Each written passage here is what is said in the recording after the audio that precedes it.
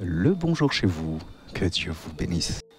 Le succès, une quête universelle, mais spirituellement influencée.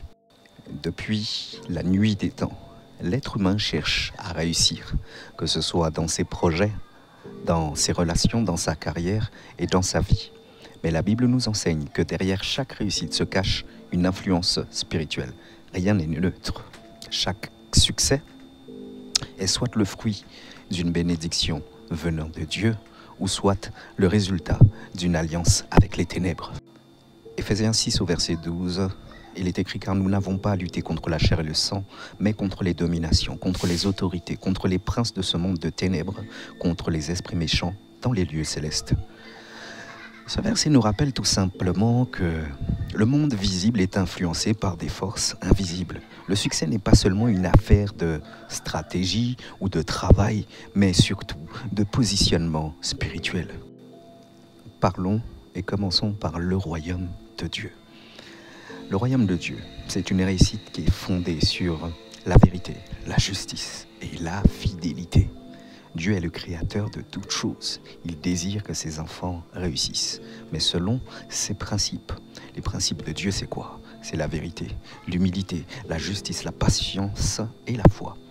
Josué 1 au verset 8, il est écrit que ce livre de la loi ne s'éloigne point de ta bouche. Médite-le jour et nuit pour agir fidèlement selon tout ce qui y est écrit. Car c'est alors que tu auras du succès dans tes entreprises, c'est alors que tu réussiras. La réussite, selon Dieu, est progressive, transformante et surtout durable.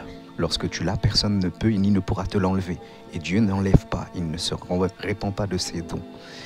C'est une bénédiction qui ne détruit pas l'âme, mais qui élève l'âme.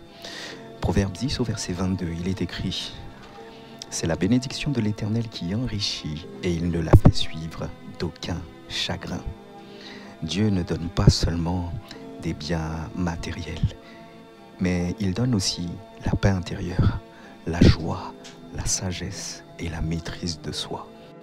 Il est écrit en Galates 5, versets 22 à 23, « Mais le fruit de l'esprit, c'est l'amour, la joie, la paix, la patience, la bonté, la bienveillance, la foi, la douceur et la maîtrise de soi. » Passons maintenant à la principauté de ce monde, Lucifer. Donc lui, ce qu'il promet, c'est le succès rapide, séduisant, mais destructeur. Lucifer, l'ange déchu, est le maître par excellence de la séduction. Il propose un succès immédiat, brillant, mais fondé sur le mensonge, l'orgueil et la rébellion. Luc 4, du verset 5 à 7, nous dit « Le diable, l'ayant élevé, lui montra en un instant tous les royaumes de la terre et lui dit « Je te donnerai toute cette puissance et la gloire de ces royaumes, car elle m'a été donnée, et je la donne à qui je veux.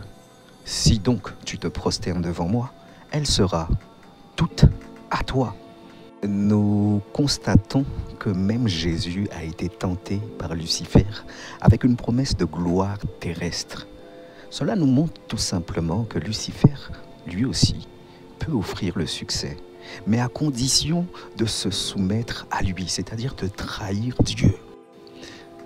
Nous sommes en Jean 8, verset 44. Il est écrit « Vous avez pour père le diable, et vous voulez accomplir les désirs de votre père.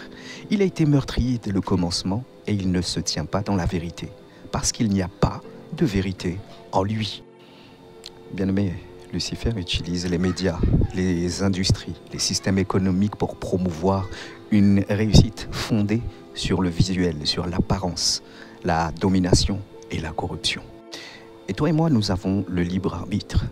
Dieu nous appelle et Lucifer, quant à lui, il nous manipule. Dieu respecte notre liberté. Il invite, il appelle, il attend. Il ne force jamais.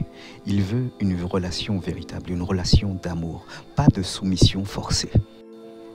Nous sommes en Deutéronome 30 au verset 19 où il est écrit « Je prends aujourd'hui à témoin contre vous le ciel et la terre. J'ai mis devant toi la vie et la mort, la bénédiction et la malédiction.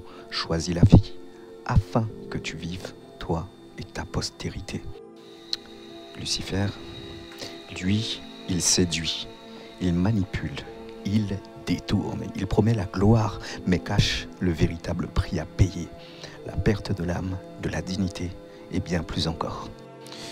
Et il est écrit, et cela n'est pas étonnant puisque Satan lui-même se déguise en ange de lumière. 2 Corinthiens 11, 14. Résumons encore tout cela. Donc le succès selon Dieu nous offre la paix intérieure, la vérité et la justice, la bénédiction durable, les fruits de l'esprit et l'alignement avec Dieu et sa volonté. Le succès selon Lucifer, quant à lui, c'est des tourments intérieurs. Tout ce qui concerne des actes de mensonge, de manipulation et une gloire éphémère. C'est le fruit, et toutes ces choses-là sont le fruit de l'orgueil et le pacte avec les ténèbres. En Matthieu 6, 33, il est écrit « Cherchez premièrement le royaume et la justice de Dieu, et toutes ces choses vous seront données par-dessus. » Si tu veux des exemples concrets et des témoignages, ils sont disponibles. De nombreux témoignages d'artistes, d'anciens occultistes, de personnes converties montrent qu'ils ont fait des pactes pour obtenir la gloire, mais ils ont fini vides, tourmentés, perdus, et bien pire encore. Il y a des vidéos, des livres, des interviews qui parlent de ces pactes avec des entités spirituelles, des rituels pour obtenir la célébrité, des conversions puissantes aussi après des expériences de mort imminente ou de délivrance. Bien-aimé, le vrai succès est éternel. Le monde peut offrir des couronnes, mais Dieu t'offre la vie éternelle. Le succès véritable est celui qui glorifie Dieu, qui transforme les cœurs et qui laisse un héritage spirituel. Nous sommes en Matthieu 16, au verset 26, il est écrit « Et que servirait-il à un homme de gagner tout le monde s'il perdait son âme? Ou que donnerait un homme en échange de son âme ?» Bien-aimé, choisis ton camp. Aujourd'hui, Dieu t'appelle à choisir la lumière. Le succès selon Dieu peut prendre du temps, mais il est pur, il est durable et il est porteur de paix. Refuse les raccourcis qui mènent à la destruction de l'âme. Choisis la vie, choisis Dieu. Je te laisse avec un dernier verset, Jean 14, 6. Il est écrit, Jésus lui dit, « Je suis le chemin, la vérité et la vie. Nul ne vient au Père que par moi. » Mes bien-aimés, nous voici arrivés à la fin. N'oubliez pas de liker, de commenter, de partager, de vous abonner. Je vous dis shalom. À très bientôt.